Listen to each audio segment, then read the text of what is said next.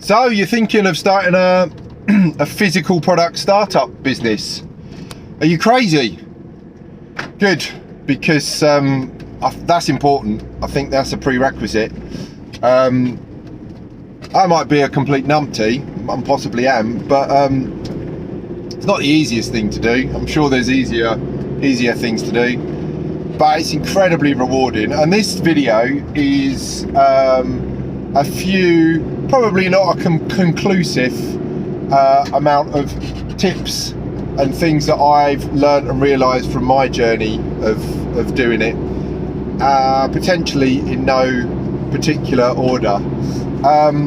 One, I think ideally, it's not always possible because some of us dream big, but ideally you want to be doing something that you would do if you had literally all the money in the world. Or, you know, I don't know, let's say you had, I don't know, 50 grand a month or something like that, so you weren't worried about money. If you can be doing that thing that you would do if money wasn't an object, that is quite a good place to start. Second to that, overlap. So whatever business idea that you choose to do, I think as many overlapping passions as you can put together.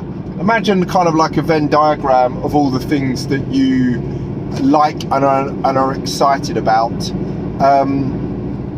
If you can incorporate more and more of those things, you're going to have a greater level of interest in what you're doing. If you're doing something, and I've made the mistake of this, if you're doing something that you think other people want but you don't want, it's unlikely that you're going to stay. Well, it takes a lot more staying power to stay connected and driven within the project. So, I mean, we could call this number 3 as well. Make something that you want and your peers want, because if you want it, you'll have a lot more drive to bring it into reality and make it an actual thing. And if you want to supply it to your peers to help them, peers, what the hell am I talking about? Your friends, people you know, your network, your family, then also there'll be a greater drive to do that.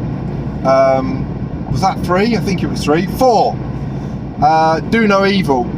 I think it's really difficult to make physical product, blimey, it sounds a bit intense, to make physical product that doesn't do any harm.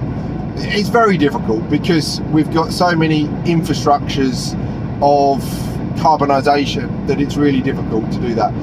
But bake in the theory of that, add some circular design thinking into the product from the very beginning. Now, agreeably, it might not be possible to make a completely regenerative, carbon negative product right off the bat,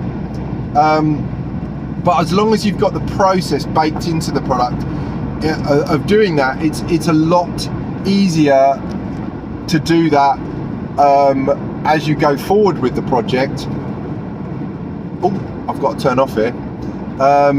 That was lucky, I nearly missed that. Than if you think about it retrospectively, because then you've built all this infrastructure around a certain product and it's very difficult to turn the ship in a different direction. But if you've thought about that kind of stuff first, which I didn't in earlier products, it's really difficult to change the direction. To be honest, you've got to pretty much start from scratch. So bake in circular design. I'll definitely speak more about that in the future. Was that number 4? I think it was number 4. 5, naming. Okay, so don't pretend you know what's going to happen, because that's stupid. You don't know what's going to happen in the future. So I think it's really important that you build in the ability to pivot easily, or definitely, I should say, Definitely don't purposely make it difficult. Now, doing things within a niche, I've learned, and again learned the hard way, is really important, because it's a lot easier to dominate a niche than it is a really broad sector.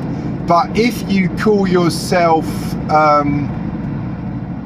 Dog Gold-Plated Toothbrush Limited, it can be a little bit difficult to pivot with that. So from what I've learned and experienced, I think the hub business, especially if you're doing a physical product business, probably should be an ambiguous design studio.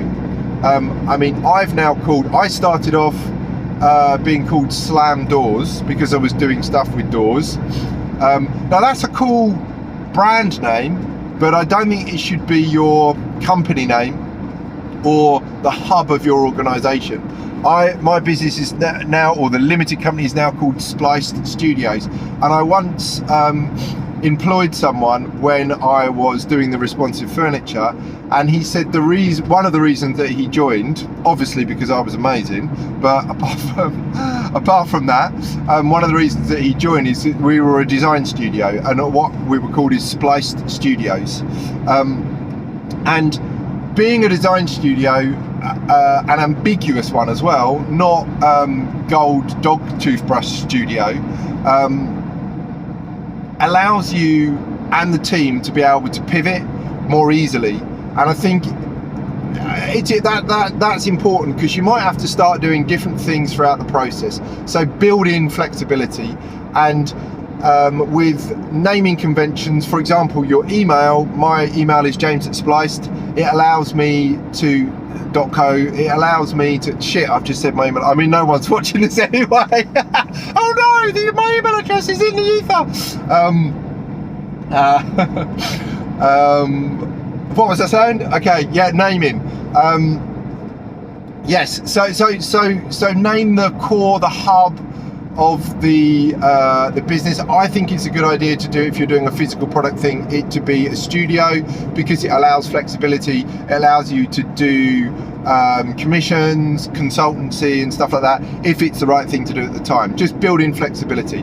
A side note on that, I think this was number 5, so 5A, I'm not saying don't do targeted names for products or brands. I think that is really important, that your product or brand or service that you're creating has an industry specific and product specific name that's really targeted. And obviously if you change what you're doing, you can just create another name for that particular thing. What was the other thing? The other thing, I think I'm going to round up on this, number 6. So I should have said this at the beginning of the video. 6 things to think about when starting a product startup. But the other thing to think about is, will you fight for what you're doing? When the shit hits the fan and things get really difficult, will you stand behind what you're doing? Do you think it's important that society needs what you're doing? Because when you start in a startup, you probably don't think it's going to get ugly, and you're going to potentially run out of money, have to remortgage your house, ask friends and family for money, I don't know, get a lawsuit about something. So ideally, before you start this startup, you need to be doing something that you're passionate about, something that you believe in, something that you feel is important, and something that you'll fight for when it gets ugly. And I haven't heard of anyone that has done a startup or a product startup when it hasn't got really difficult, really stressful, and pretty ugly at a certain time. And that's fine if you are on a mission and you are doing it on purpose. You have a purpose for doing this, and you think people are gonna really need it, and you need to fight for it. But if you don't, it's probably when you're gonna quit and go, oh, I'll just do something else. So yeah, 6 things to think about from my experience and my mistakes when starting a startup, and especially a physical product startup. Okay, on to the next one. Over and out. Bye bye.